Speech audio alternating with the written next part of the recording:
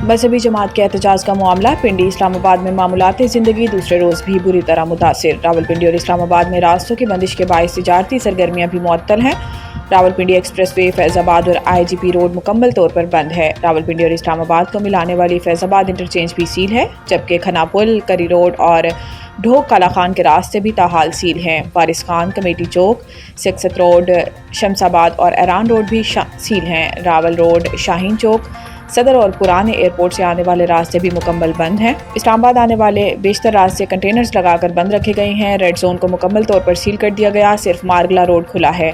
रावलपिंडी इंतजामिया ने शहर में हैवी ट्रैफिक के दाखिले पर मुकम्मल पाबंदी आयद कर रखी है, जबकि एयरपोर्ट जाने वाले रास्तों को भी कंटेनर्स लगाकर सील कर दिया गया, जिसके बायस परवाजों में ताखीर हो रही है। जुड़वा शहरों में इंटरनेट सर्विस दूसरे रोज भी मुअत्तल है, जबकि रास्तों की बंदिश के बायस तालीमी इदारे भी बंद हैं। मुमकिन एहतजाज के पेश नज़र जुड़वा शहरों में मेट्रो बस सर्विस दूसरे रोज भी मुअत्तल और फैज़ाबाद के मकाम पर पुलिस की भारी नफरी तैनात है। फैज़ाबाद में तमाम होटल्स को भी सील कर दिया गया है।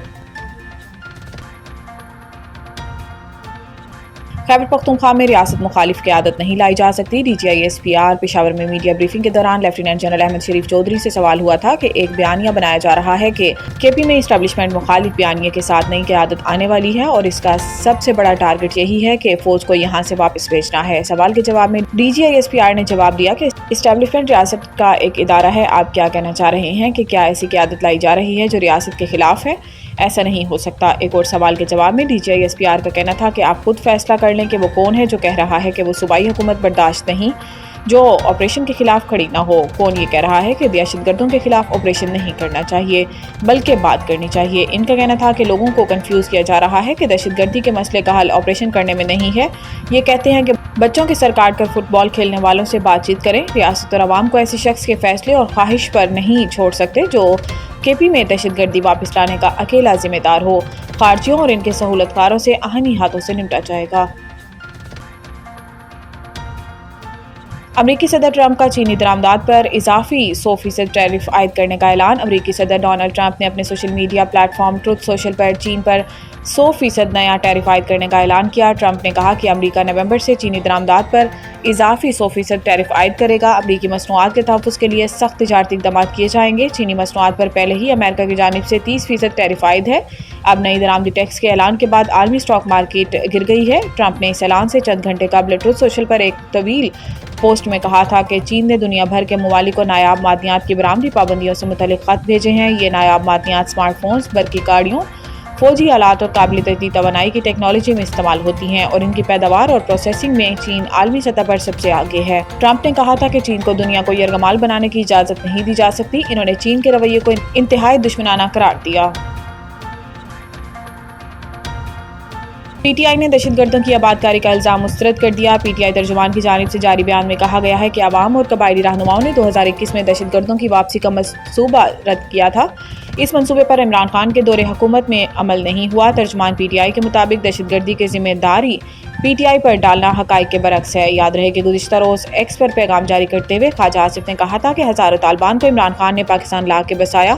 आज भी PTI दहशतगर्दों से मुज़ाकरात की बात कर रही है। सालों से हमारी फ़ौज और अवाम का खून बहाया जा रहा है। अफ़गान हुकूमत के साथ सालों पर मुहित मुज़ाकरात और वफूद के काबुल आने जाने के बावजूद पाकिस्तान में खून रेज़ी बंद नहीं हुई।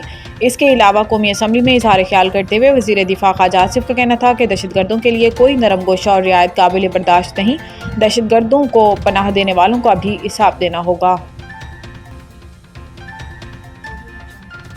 IMF मुज़ाकरात, ज़राए इनकम टैक्स और करप्शन रिपोर्ट पर मोहलत की दरख्वास्त। ज़राए वज़ारत ख़ज़ाना के मुताबिक सैलाब के बायस सूबों ने ज़राई आमदन पर इनकम टैक्स नाफिज करने के लिए मज़ीद मोहलत मांग ली। सैलाब से ज़राई मईशत मुतासिर होने के सबब सूबे फौरी तौर पर एग्रीकल्चरल इनकम टैक्स नाफिज करने पर आमादा नहीं। ज़राए के मुताबिक IMF को दिसंबर तक प्रोक्योरमेंट पॉलिसी MEFP में शामिल की गई है, जबकि सरकारी अफसरान के असासे ज़ाहिर करने और corruption and governance diagnostic assessment report के निकात भी मुज़ाकरात का हिस्सा हैं। ज़राए ने बताया कि हुकूमत ने corruption and governance report publish करने के लिए मोहलत तलब की है, जबकि IMF की जानिब से सरकारी सतह पर गंदम खरीदारी के लिए ओपन मार्केट या निजी शोबे से खरीदारी का मैकेनिज्म फराहम करने का मुतालबा किया गया है।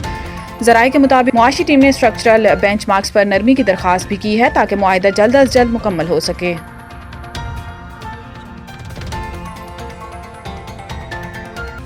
پاکستانی کوپے ماں اسد علی کا تاریخی کارنامہ، ساتوں براعظموں کی بلند ترین چوٹیاں سر کر لی۔ پاکستانی کوپے ماں اسد علی میمن نے ساتوں براعظموں کی بلند ترین چوٹیاں سر کرنے کا سفر مکمل کر کے تاریخی کارنامہ سر انجام دے دیا۔ اسد علی میمن نے 7 سمٹ کا سفر انڈونیشیا میں اوشیانا کی بلند ترین چوٹی پونچک جایا کو سر کر کے مکمل کیا۔ اسد علی میمن نے 2019 میں یورپ کی ماؤنٹ ایلبرٹس، 2020 میں جنوبی امریکہ کی ایکون کا گوا کو سر کیا تھا۔ 2021 میں اسد میمن نے افریقہ کی کیلمنجرو اور 2022 میں شمالی امریکہ کی ماؤنٹ دینالی کو سر کیا تھا۔ اس کے علاوہ 2023 میں علی میمن نے ایشیا اور دنیا کی بلند ترین چوٹی ماؤنٹ ایوریسٹ کو سر کیا۔ اس سال کے آغاز میں انہوں نے انٹارکٹیکا کی ماؤنٹ وینسن کو بھی سر کیا تھا۔